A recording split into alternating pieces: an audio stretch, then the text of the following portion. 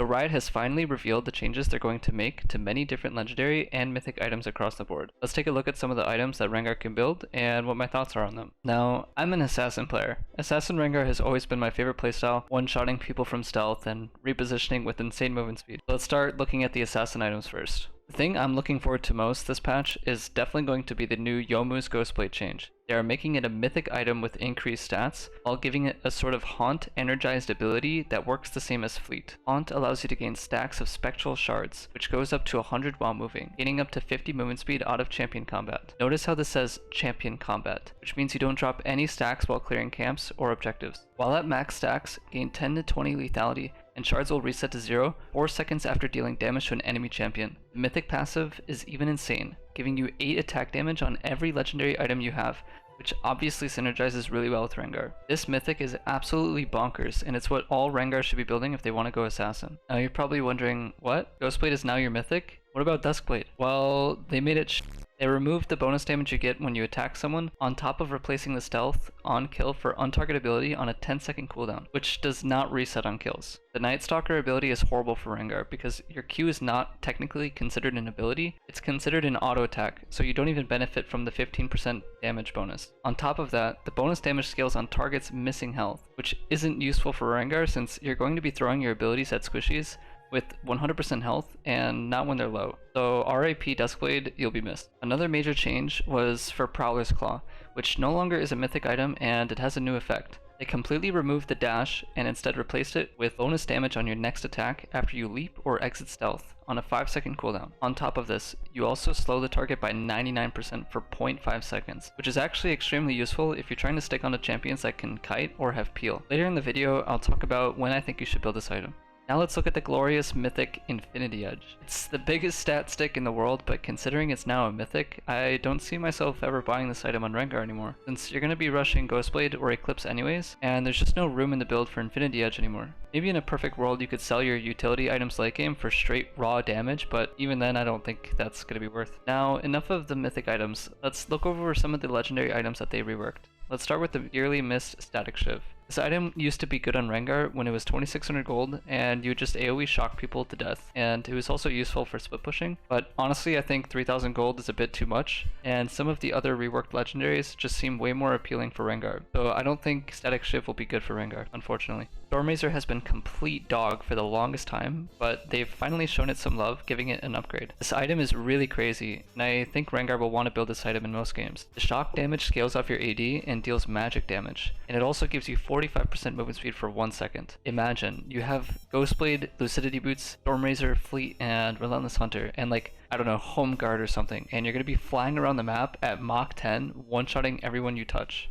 Lastly, let's talk about Bloodthirster. They removed the shield, thank god, and it's now returning to its original form as the highest AD item in the game. At level 18, this item alone will give you over 100 AD with all your Bone Tooth stacks. I definitely plan on buying this item 4th or 5th, simply because it's so much AD, and the other legendary items that have effects like Stormrazor and Essence Reaver all scale off your AD, so it'll be the best stat stick for Rengar late game. Now that's it for the assassin items, so let's take a look at some of the bruiser changes, starting off with Trinity Force. This item is definitely pretty strong for dueling, and I can see a build with Trinity Force and Sterak's Gage looking to get as much base AD as possible and just mauling people down with Triforce. I could definitely see a build with Trinity Force being useful the lower MMR you go, because the lower MMR you go, Bruiser Rengar becomes stronger since it's way easier to pull off, and it's also less punishing as Assassin. And Trinity Force, unlike Divine Sunder, is a way more aggressive mythic item, so I could definitely see it being appealing to lower MMR Rengar players because it's really easy to pull off and you'll just maul people down with auto attacks with like Conquer. And Sterak's Gage also got a buff. They are giving it 30% tenacity for 8 seconds, which will be really useful for sticking onto targets and not getting CC to death.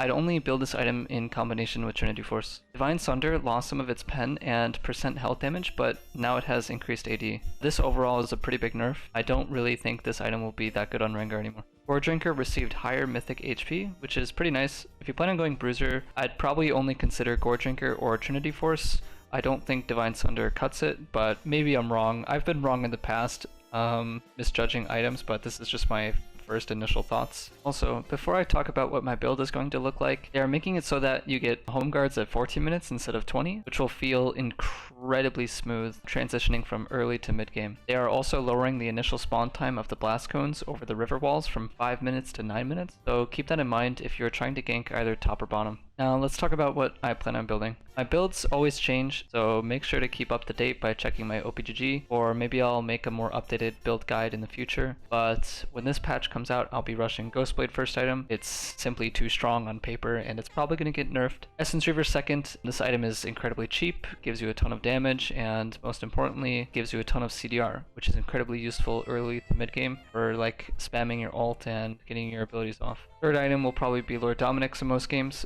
but if they don't have any armor, you can opt for Stormrazor third or Prowler's Claw. I'm guessing Stormrazor takes priority since Ghostblade doesn't drop stacks until 4 seconds after champion combat anyway, so you won't really have a problem sticking onto people. And the movement speed proc will be really nice while you're moving around the map. Your fourth item should either be Stormrazor if you opted for Lord Dominik's third, or go Lord Dominik's if you opted for Stormrazor third. Your last item should almost always be Bloodthirster. At this point in the game, Bloodthirster will be giving you over 100 AD, and it'll not only amplify your champion damage, it'll also give you bonus damage on your items. Keep in mind, situational items like Edge of Night and Serpent's Fane still exist, so obviously be looking out for those scenarios where you'll want those items. I typically buy situational items second or third, depending on how much I really need them. Most games, I don't really opt for Edge of Night, and there's a lot of champions that you would think you would go Edge of Night, but you can actually like dodge or catch your opponent off guard, depending on which angle you jump on them from. You guys should be the judge of when you buy these situational items. If you're wondering about boots, I typically buy Lucidity boots after Dirk or my first mythic, depending on how much gold I have whenever I recall. Also, another important note, whenever I do coaching or just OPGG reviews in general, I see a lot of Rengar players that go Assassin and they'll build defensive boots. I really don't recommend that. I think Lucidity boots are way too good for Assassin, so just stick with Lucidity boots in almost all your games, unless it's like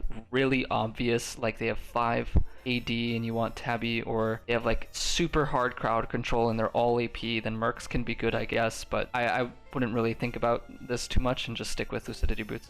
That's about it. If there's any questions about the new items, just leave a comment below and I'll try and answer all of them.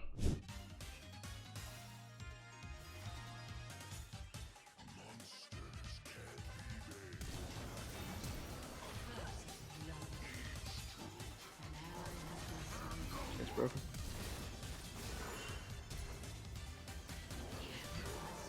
Nice job.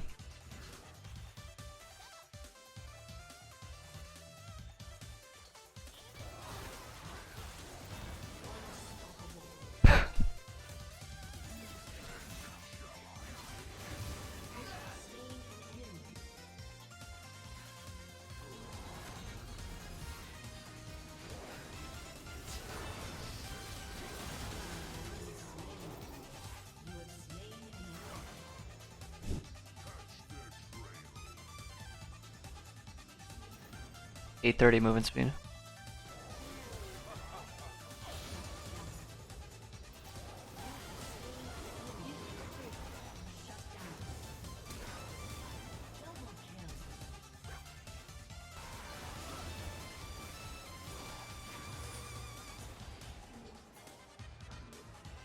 That's rock dead.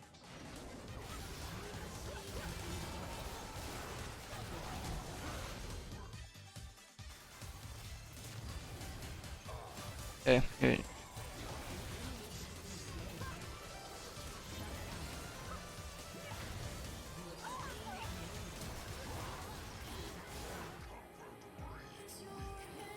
I backdoor this.